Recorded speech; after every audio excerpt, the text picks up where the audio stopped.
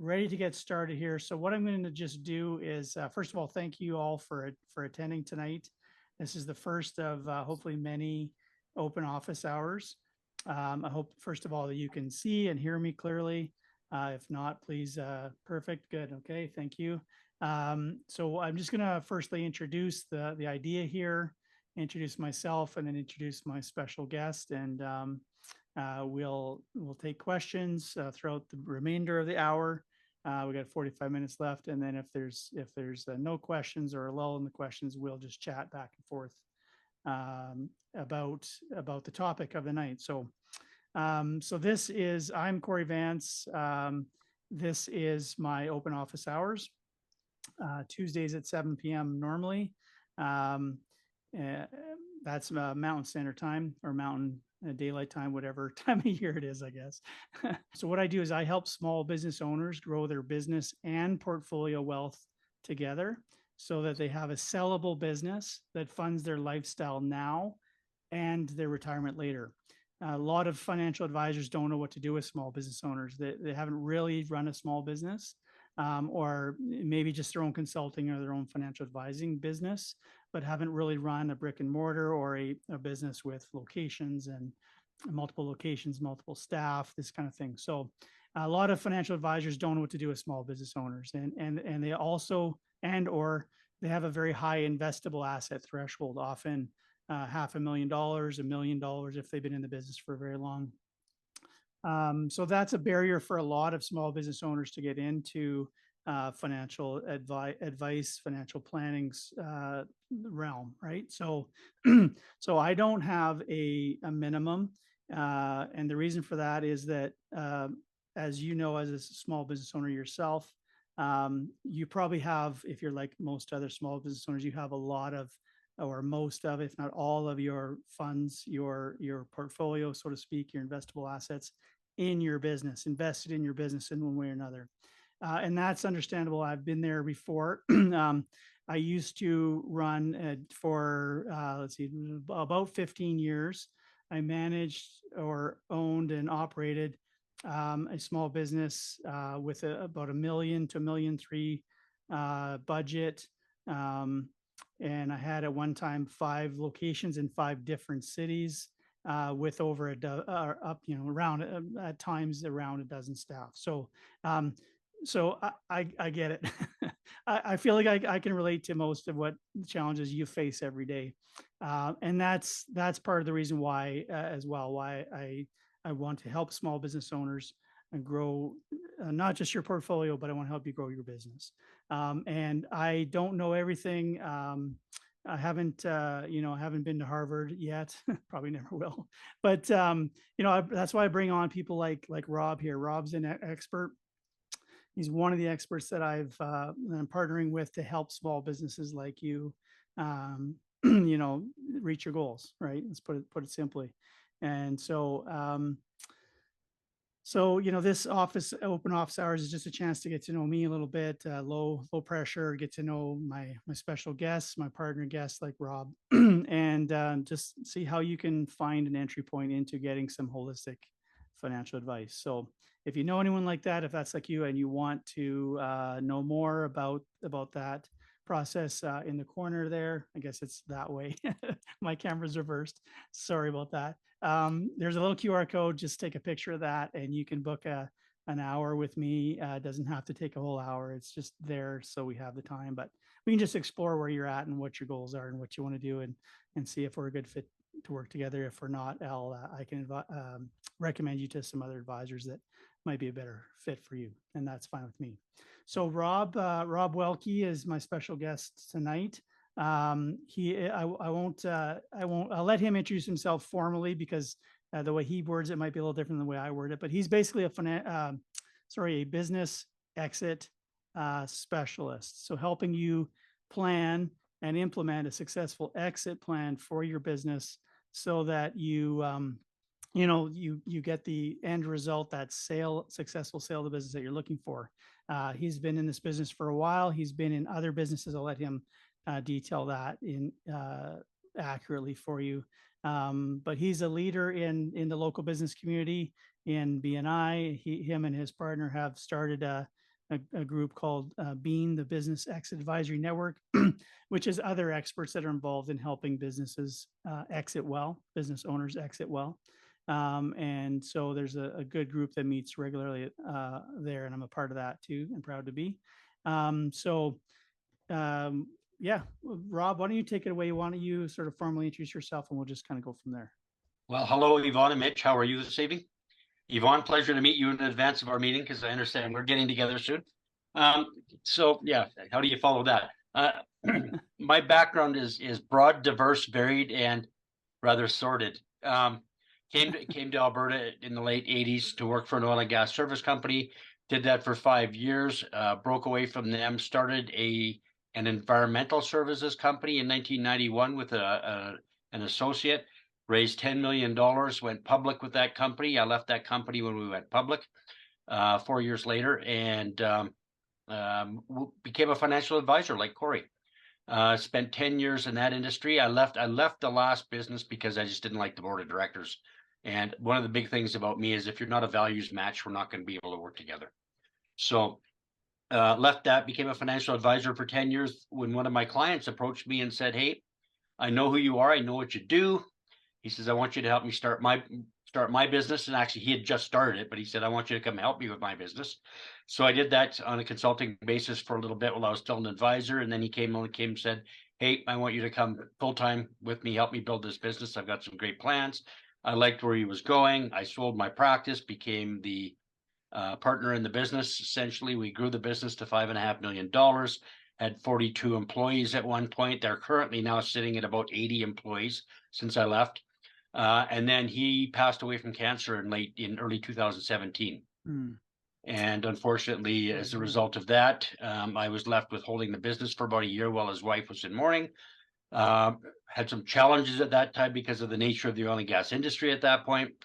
And when she came back, it became pretty obvious that the two of us were not going to be able to work together. So in 2018, I exited that business and took some time off for myself to recover from all the stress I'd been under for a few years, and had some thought about what am I going to do now? What's going to be different about what I do going forward? I've always created my own job. So ever since when I started that company in the early 90s. So I said, you know what? One of the things that I realized is that there's a lot of business owners that don't understand what it takes to sell a business. We actually went through the process in 3 of my businesses of selling them. In one case, I was successful. In 2 cases, we were not, and that was only because of the price of oil falling through the floor. But the deal was done. It was all subject to financing, and it became a funding issue, and we'd lost a deal as a result of that. But what it did teach me is that selling a business is way more difficult than starting a business. And a lot of business owners don't understand what's at stake because, quite frankly, somewhere between 65 and 90% of their net worth, depending on the style of business they're in, could be wrapped up in their business, and it becomes illiquid capital or trapped capital. And they need to figure out a way to get that out. And the only way to get that out is to create a business that's sellable, not a business that creates a lifestyle. So that's when I went on my journey to find out more about exit planning, became a certified exit planning advisor in 2020, and continue to do that work as we go. My partner and I developed a proprietary process that's gaining a lot of excitement and traction in the exit industry from advisors, particularly in the US, because there is no formal, actual hands-on process to walk people through the exit planning and execution piece.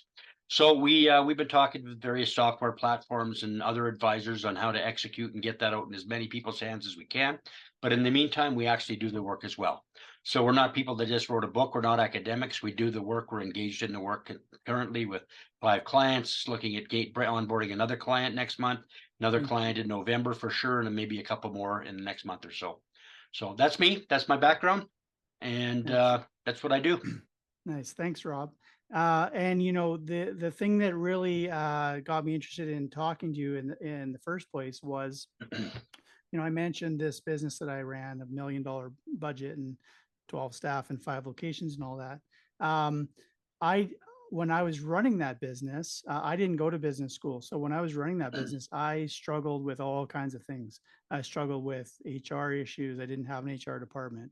I struggled with employees stealing from me and I struggled with, just everything, landlords. I struggled with customers sometimes that were unreasonable, or, all the things that businesses struggle with. And I went to the advisors I had at the time, my accountant, my lawyer, and I said, hey, I really need some help with this part of my business, this other part of my business. Who do you know? You guys have been around a while. Who can you recommend me to help me with this part of the business I'm struggling with? And they didn't really have an answer for me. And that it wasn't necessary. I don't hold that against them. They may have had their reasons for not wanting to refer me or refer someone to me. And part of that was the way, I guess, how I would say it is that I continue to struggle. I did eventually find some advisors with some mixed success, right? So the thing I like about you, Rob, is that you have not only the background, some skills, some processes, some expertise in helping businesses through one of the most difficult parts of the life of the business and the life of the business owner. And most business owners, I think they go into business. I think I may be proven wrong here, but I think they go into business partly for the immediate or short term or intermediate term lifestyle benefits of owning their own business, right? But eventually they imagine, I think, one day I'll sell this, or I'll hand it off to my kid or whatever, or someone will buy me out, and then I'll have this great retirement. The problem with that is that I think around, and you'll know the exact numbers, but only around 10% of businesses actually get to the point where they have a chance to sell, a legitimate chance to sell. And many of those, I don't know the numbers, you can tell me, but a good number of those don't complete that sale process fully, either because the terms don't work out, or the price doesn't work out, or the owner, can't support the transition. There's just no plan there to do it. Someone comes Yeah. along, or they get sick, or someone dies, and then the business has to transition, and there's no real plan. So I really like that you and your partner, Brad, have this offering. I think there's so many businesses that are going to transition in the next 5 or 10 years. And maybe you can just, not to get too much into the numbers, but maybe you just give us a little bit of a taste of what those numbers are, so we have an idea. Yeah, it's interesting. We are just having a conversation this afternoon with Community Futures here in Alberta. And we were talking about this, and there was a study that was re-released in January of this year with some updated numbers to it. And it was put out by the Canadian Federation of Independent Business. It's called the Succession Tsunami. It's a nice big report. And a couple of the things that were highlighted in that report that scared us, and actually, threw cold water right in our faces, quite frankly, is that the numbers are worse than we thought. Right now in Canada, of all the small businesses that they polled, 76% of them want to be selling their business in the next 10 years, or be out of their business in the next 10 years. Now, right.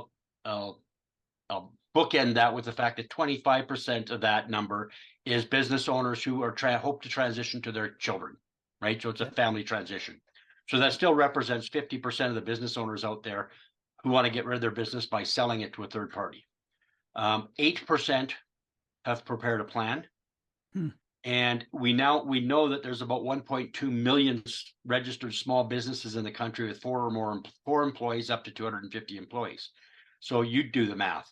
How many businesses does that make across the country that want to be selling in the next, 10 years? Yeah. And I'll tell you right now, it's going to be a buyer's market and not a seller's market.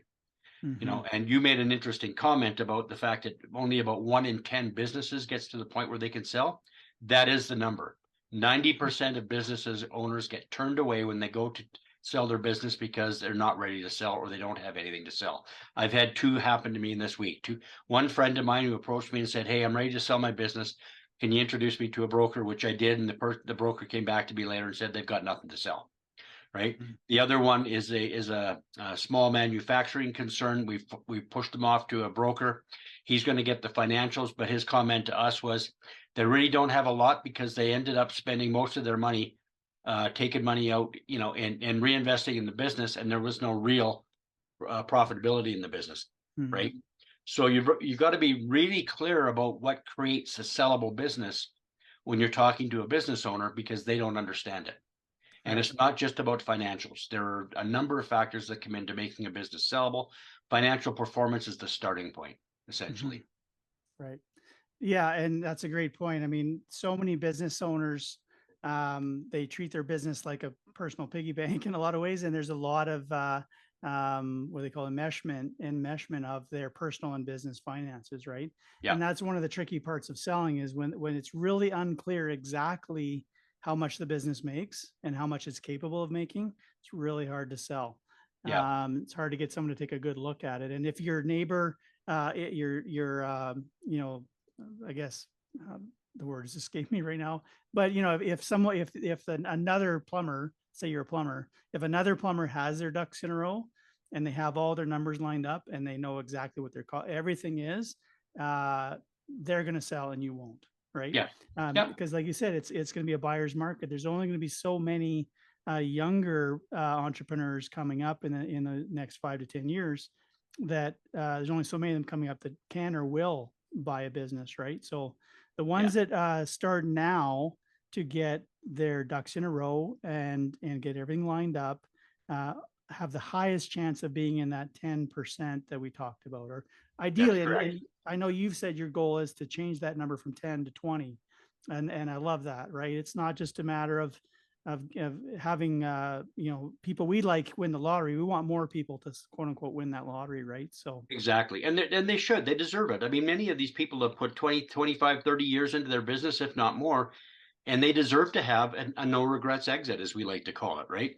And that exit should be they get what they deserve out of that business, and in many cases they deserve a lot because they've created a lot of jobs, a lot of opportunity for people in their communities. Many of them put back into their communities. They've got a family they need to support, and all of that falls apart if they don't have something they can sell at the end of the day, because a lot of their financial plans are contingent upon the sale of their business right, because they don't absolutely, invest a lot of money on the side.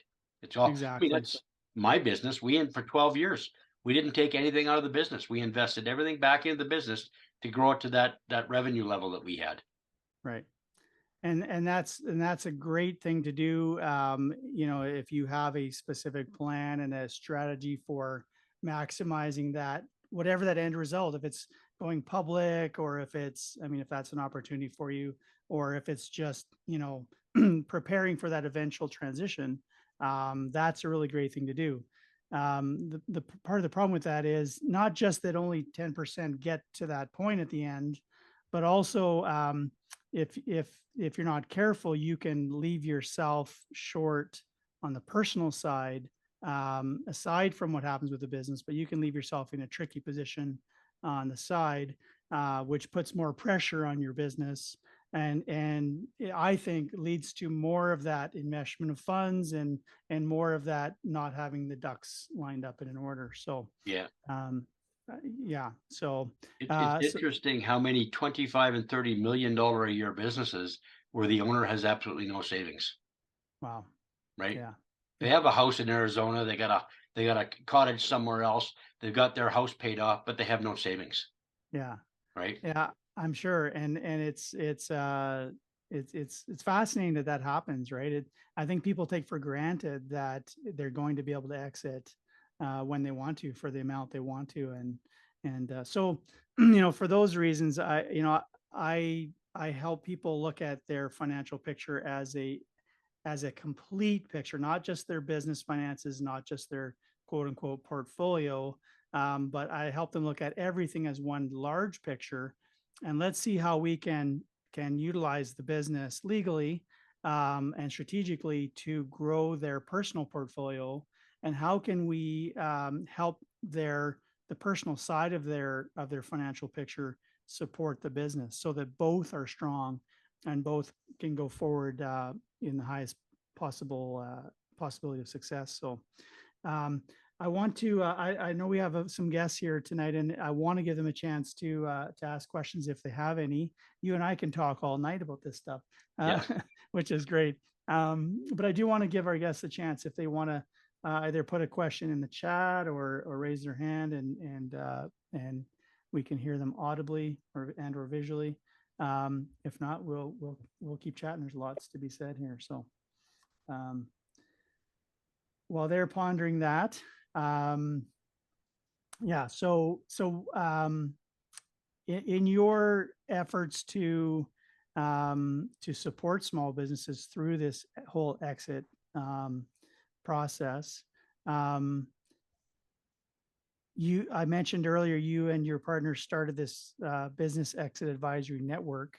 What Correct. kinds of other supportive businesses are a part of that? I mean, I mentioned I'm a part of that. There's other financial advisors a part of it. You guys are exit specialists are part of that. What other kinds of experts are Well, part of that we've network had that a you started? broad range of people actually attend, which is good. Accountants, particularly accountants that focus on fractional CFO work, where they're actually engaged in helping the business owners do forward-thinking work. We've had compliance accountants there. We've had corporate lawyers, people who actually build corporate agreements, buy-sell agreements, structured share arrangements, and those kinds of things. Purchase and sale agreement type of lawyers. We have had M&A advisors and business brokers. We've had family enterprise advisors attend, which are great. It's a broad range. We've even had business owners attend because they wanted to get a little bit of understanding of what exit planning was about. So it's a broad range of people that we encourage to attend, because quite frankly, it's a network, right, that we need to create. And it's ironic that today's timing is good, because when we met with Community Futures today, one of the things that we're developing is a one-day seminar for trusted advisors only. And it's about how to break down the silos and what everybody needs to understand about everybody else's role in exit planning, so that they could have good conversations with the client, but also create teams that they can work with. So this is a local regional initiative where we're hoping to do this once a year in various locations in southern Alberta, where we will have an M&A advisor, a lawyer, a banker, a financial planner, us exit advisors, and it'll be a content delivered and then facilitated conversation around this in small group discussions to see how this would apply to their business, and how everybody could work together to facilitate a good exit for owners. Because quite frankly, it's going to take all of us to help them. One of us cannot do it. I mean, we're very open about the fact that we believe it's a team sport, right? We've talked about that a lot in our sessions. We're just a piece of the puzzle, but we need to get all the pieces at the table so that we can start to build the puzzle. Absolutely. And, as you're talking there, I'm reminded of a business owner I met with last week in rural Alberta. They're a few years into building their business, and they're doing some product type business. I won't say yet what the industry is, because it's quite a specialized industry, but Yeah. but they're really at the beginning stages of their business, and it just reminded me how, as you were talking there, that it really is key that a business owner thinks about their exit as close to the start of their business as possible. Yeah. And that's not just, oh, I want to be on a beach someday, but it's like literally structurally, legally, financially, when that time comes. If you get an offer from from Shell or from Coca-Cola or from Microsoft or from, what do you want that to look like? Right.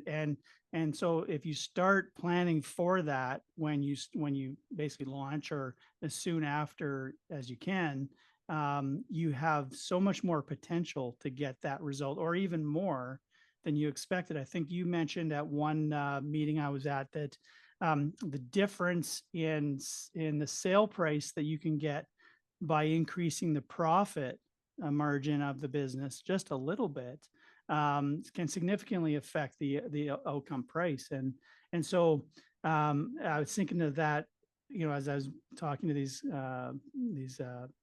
people out in rural Alberta last week. Like, there's so much opportunity in their business, but because that particular business is potentially so lucrative and profitable, there's also lots of opportunity to make mistakes on how they what they do with their money and how they grow it and stuff. So it really is important to start that planning early. Yeah, the earlier the better, because there's lots of tax opportunities you can take advantage if you have the right time. Having a good corporate structure to make sure you actually can sell the business and not just the assets.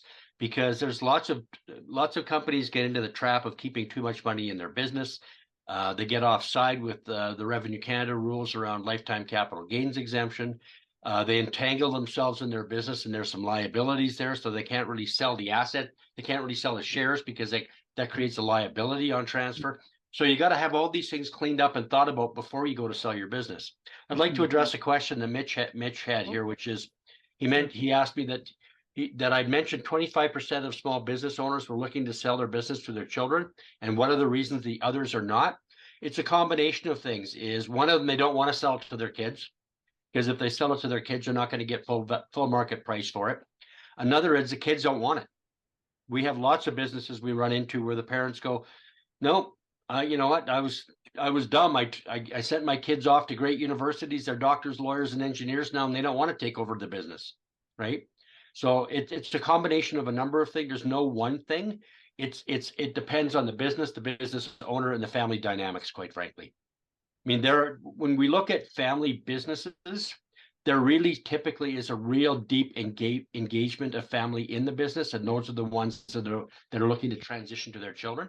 But even then, those children may not be prepared to run the business. We find that quite often as well. That's why we engage Trudy, right? Is we have a friend, Cory knows the lady, who's a family enterprise advisor, who can have those conversations to say, you know what, just because he's your son doesn't mean he's a good person for the business. Have you trained him to run it? Yeah, that's a great point. And we've all seen. I mean, we see it in the media, movies, and that all the time. But we all know family businesses where one or more of the family members is a little bit less than ideal for management involvement in that company. So We see it a lot. Yeah, and some industries for some reason are sort of lend themselves more to family enterprise. Yeah. I know I was in the hearing aid business. That's where my business was that I mentioned, and there are three generation family businesses in that industry for some strange reason. I don't know why, but maybe because because it's a good closed business, and it's easy to train your kids to do it. Right. And one of the things that we also find when it comes to family businesses, and one of the reasons why a business owner might not want to give it to his children, is the issue of what they call fair versus equal. Right. If you have 4 children in your family, one of them is working in the business and has actually helped build the business, but the other 3 have gone off and do their own thing. One's a ski bum, one's an engineer, one's a doctor. Well, how do you treat them all? How do you treat them the same?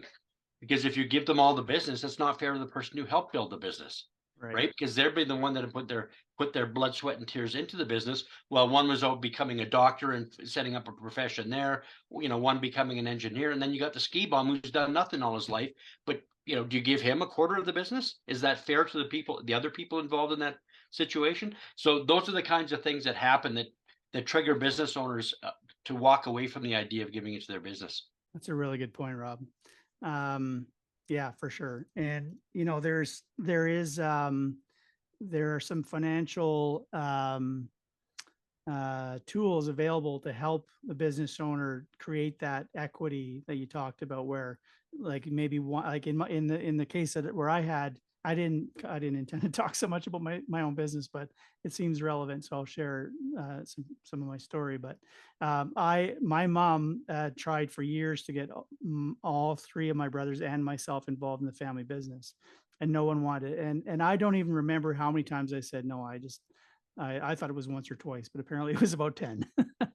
But eventually she came back around to me, and my first wife and her conspired in a way to get me to look closely at it, and I ended up doing it, right? And I was the only one that had any interest in it, and I ended up buying it. And she was had left the business before she had passed away, but had she not, there's some financial tools where a retiring owner can transfer the business or sell the business to one child or 2 children or some combination, and still provide some legacy for the other children in a way that's there's ways to do that.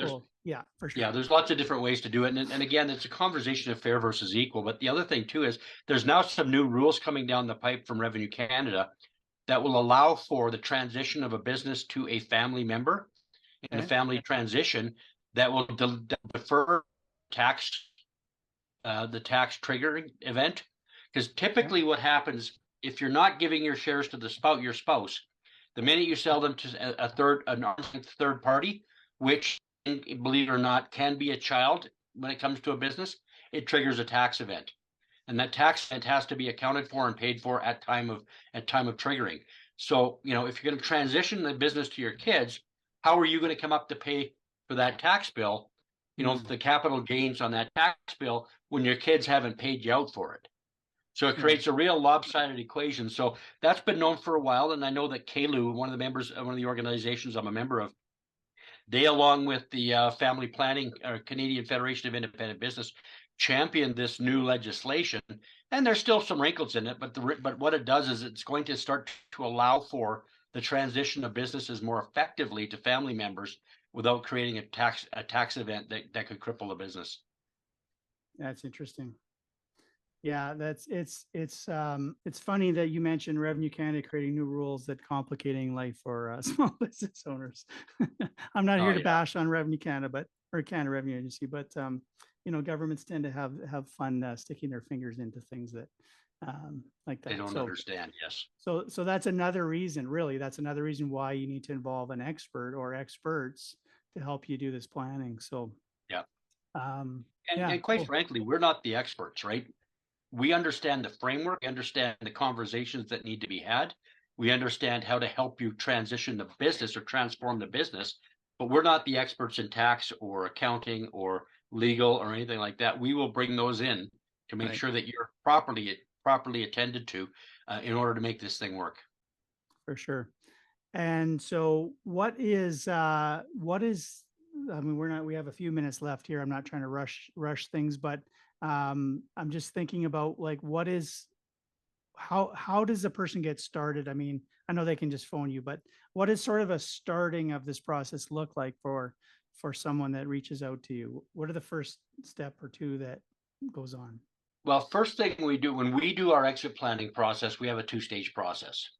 And the first stage essentially is, let's find out what you want to do with your life. Let's get an understanding of what your personal financial situation is. And let's get a really clear understanding of where the business is, right? Before we do anything else. And when we do that, we engage with the appropriate person to talk to the owner about what's your next best life going to look like? What's your next stage of life going to look like? Let's help you build those goals, help you build that place you want to go to. So you're excited about going to it, not concerned about it. Because one of the things we find, quite frankly, is business owners will kill a deal if they don't know where they're going the next morning and they're not comfortable with that. So there's one aspect, is their personal plan. They need to be willing and ready to be able to sell a business and have a place to go to or have something to do that calls to their heart, quite frankly. Second is that personal financial plan piece. Great, you have a lifestyle you've identified that you want to live. What is that going to cost you? Right? Okay, now we understand, what does it cost you? What do you got to fund it? Right? Oh, great, you've got RSPs, but they're not going to grow to enough. How much is your business worth? And will the business be able to create sufficient capital on an after-tax basis to support that need on top of your current investment portfolio? So we have that conversation. We do an assessment of business value. We identify the value gap, which is, first of all, we identify the value gap, which is, okay, what could your business be worth, right? If it was being run best of class. And then we identify, what is the wealth gap? What does the business need to be worth in order to fund your retirement, right? Right. After taxes. And then we have the assessment of the business itself. Is it ready for sale? How ready is it? Is it attractive to a buyer? Why is it attractive? Why is it not attractive? What are the things that a buyer is going to be looking for in a business that you don't have or you do have in place already? And then we'll come up with a set of recommendations on what they need to do to prepare that business for a successful exit down the road. And we'll give them an opinion of value of where they're at currently, and we'll give them a target best in class assessment, because that's easy to do, right? We can benchmark against the general industry to find out what best in class looks like. And then we develop the report. We provide them with the report, which essentially just says, hey, this is where you're at. This is what you need to do. These are the concerns we found, and these are the recommendations we have to move forward. Then here you go, up to you. If you want to work with us on those recommendations, that's a separate engagement. Right. And how I know every business is different, size, shape, and everything, health of the business, and all these things. Every owner will have different end goals and dreams for their retirement. Is there but one question people are going to want to know is how much does it cost? Can you speak to that, or is it too Yeah, individual to well, it specific? is specific to business and how big they are and the rest of it. And typically we have a fee that ranges anywhere from about $2,500 upwards, depending on the level of complexity of the business and Okay. how intricate the business is, to about a maximum of $10,000. So, I mean, you're not looking at $10,000 unless you're talking about a 20, $30 million a year business, right? Right. And then when we actually look at the engagement piece, we're typically looking at about 1% of annualized revenue. So Okay. if you're not prepared to pay for invest 1% of revenue into your business to get it to be a successful business, then there's no discussion for us to have, quite frankly.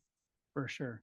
And so again, every business is different, and I'm not trying to put you into the corner here.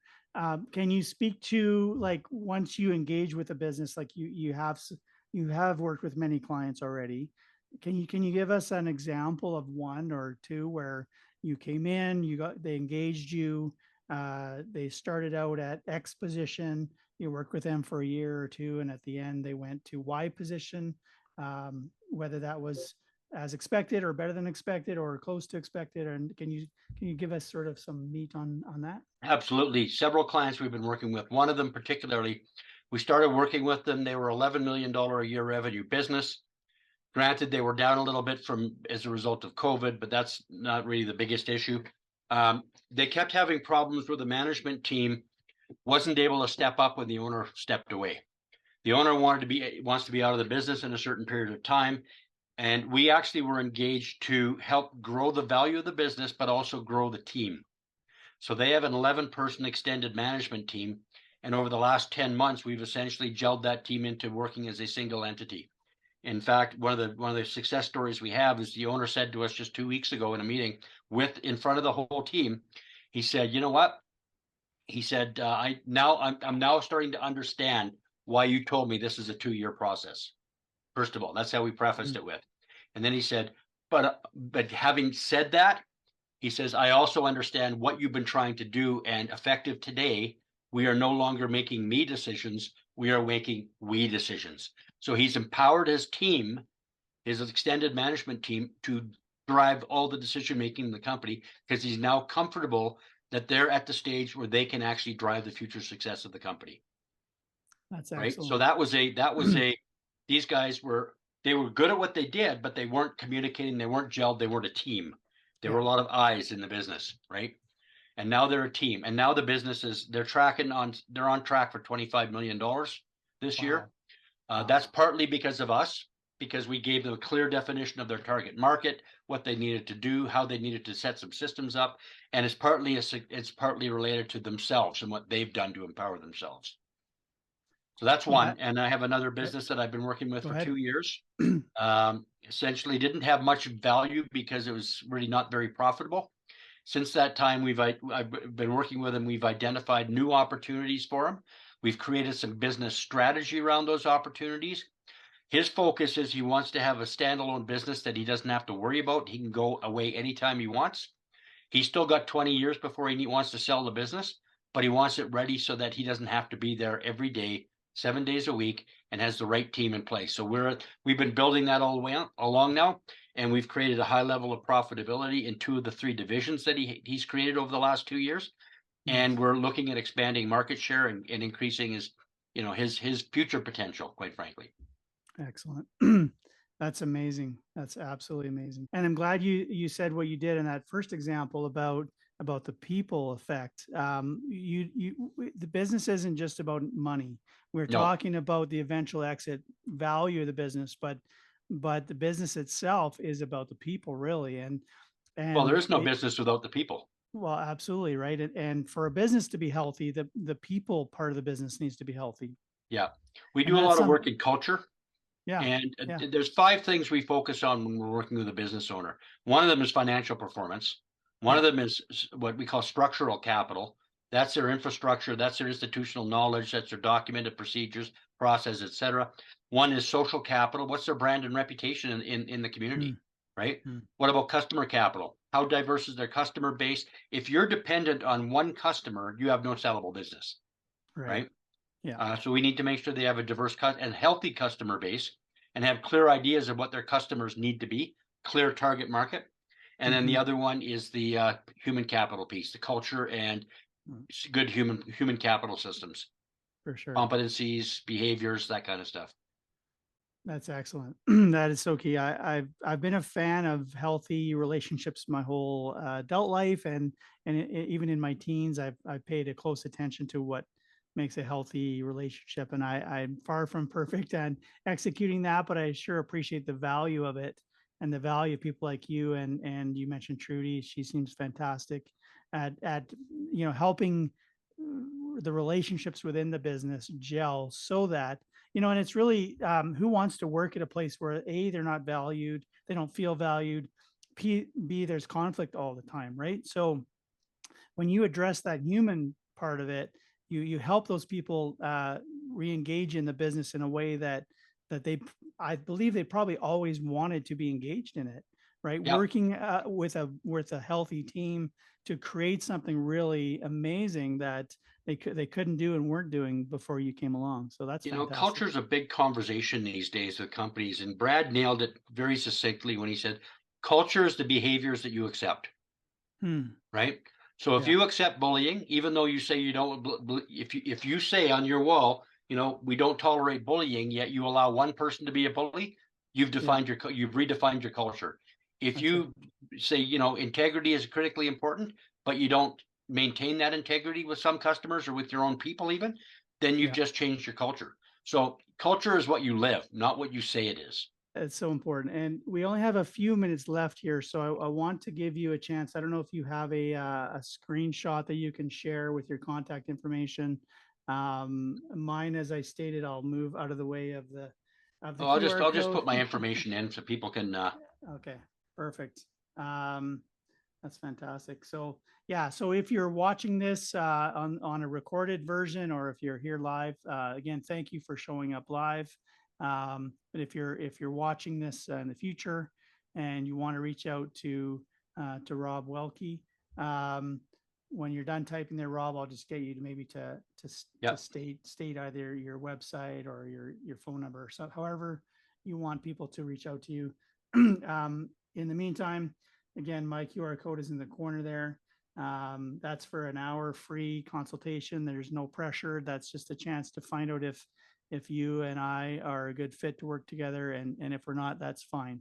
I'm happy to connect you with another financial advisor who fits your personality or your communication style or whatever, or connect you to someone like Rob who can connect you to even more people than I am directly linked with. But so go ahead and just maybe say your website or your phone number, however you want people to reach you. Yeah, the one that I would Reach out. point people to is www.mexit. That's MEXIT.ca.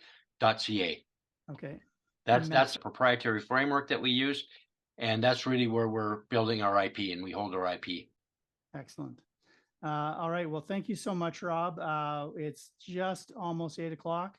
And so I want to respect everyone's time, including yours and our guests tonight, our visitors tonight, our attendees. So please reach out to Rob. He's got some great tools, some great experience, and some great wisdom to help you plan a successful exit from your business. And if I can help you, great. But between the two of us, we know someone that can help you grow your business, structure your business for success, and plan for a successful exit. So thank you for your time, and we'll see you next week, 7 o'clock, same time, same place. Cheers. Awesome. Thanks, everybody. Have a good evening. Yeah, thanks, Rob.